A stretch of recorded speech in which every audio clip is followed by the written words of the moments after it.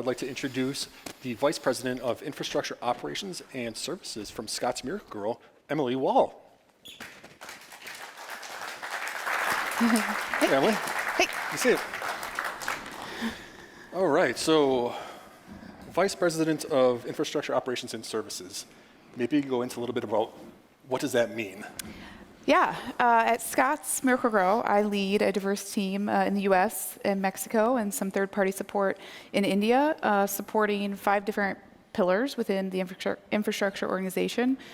First, SAP basis, obviously. And I have networking operations, so all things global network across our footprint. I lead the associate productivity team, so all things Google Suite, end user compute, as well as service management. So we manage the service desk for all level 1 support for our associates to call into, and all best practices, obviously, within the ServiceNow platform.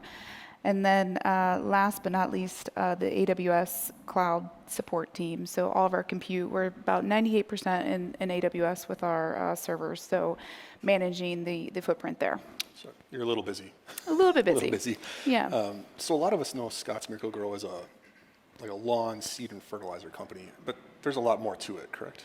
Yeah. Scotts Miracle-Gro has been around for 155 years, and we are a vertically integrated manufacturing a business with a deep capabilities within supply chain.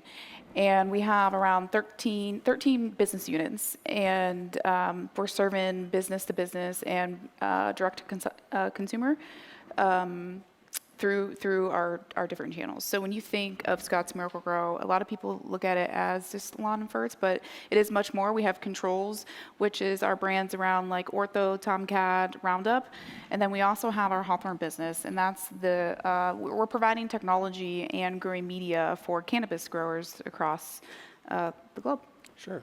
So while you are a consumer brand, who really are your initial customers?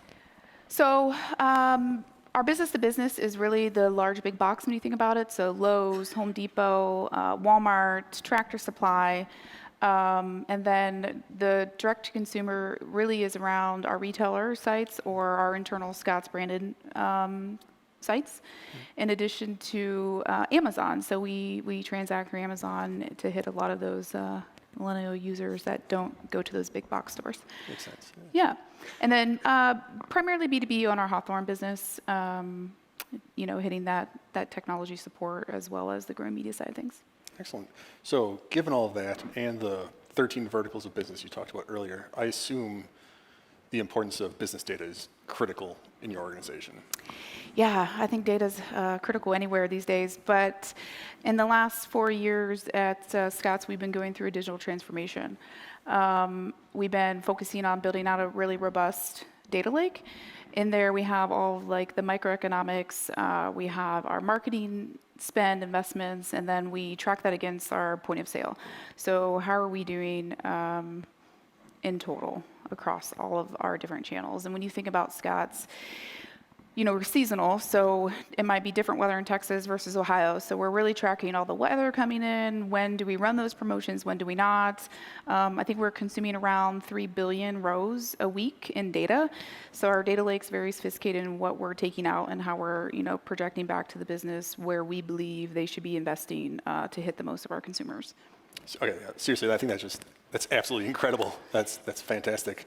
But I guess the question is, what does that mean to your team? That's got to be a lot of stress. Like, what does that put onto you? Yeah, obviously the system uptime is critical so that data is coming in real time and we can make business decisions based on it. So we have been obviously partnering with you guys on the monitoring solution there so that we can be proactive in what we're tracking against to make sure that we are providing that value back to the business. Excellent. So yeah, I was going to ask, when it comes to the health of these systems, obviously they're very dire.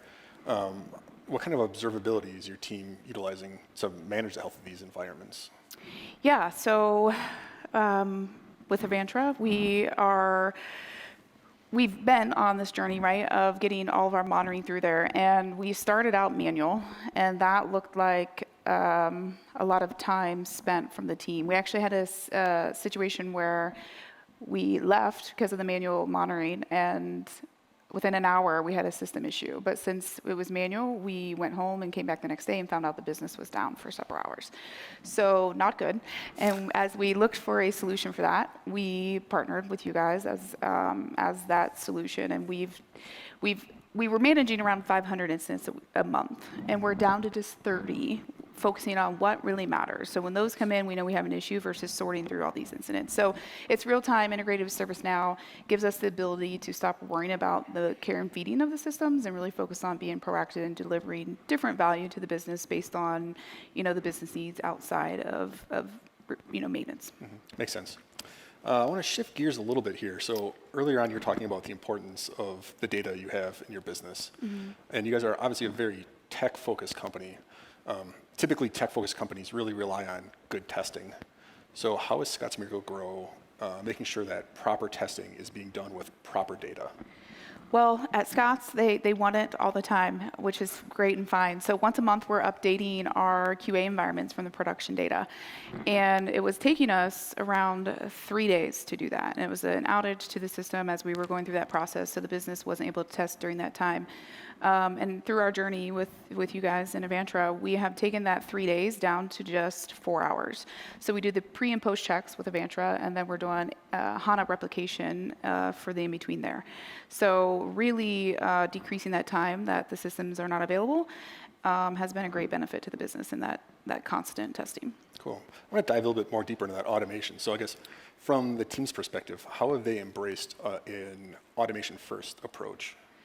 Yeah, they love it because, all of us engineers don't want to spend time maintaining and patching and all that. We want to do fun, new things. So really using Avantra to do all the monitoring for us, the QA refreshes. We've done hotfix vulnerability, care and feeding, and then we're looking into the kernel patching and the patching with Avantra as well as a future engagement.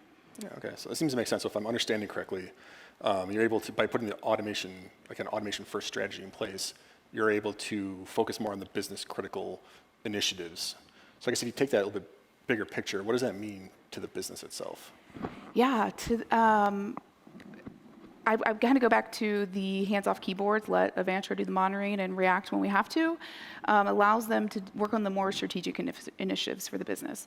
So we're doing a lot more focus around what does it mean for S/4HANA for Scotts, and what is that transition going to look like? So partnering with our business teams to get that right, as there will be a little bit of change on their end, maybe a lot of it in some areas, as well as things like TMS rollouts and other additional capabilities that they don't have today that will now be able to deliver quicker because we don't have the team consuming time in the monitoring side of system updates, things. We're letting the automation take care of that and let the people focus on the fun stuff. Awesome. Well, thank you, Emily. I think we can all say this was absolutely fantastic, and thank you very much for joining us. Yeah, I appreciate it.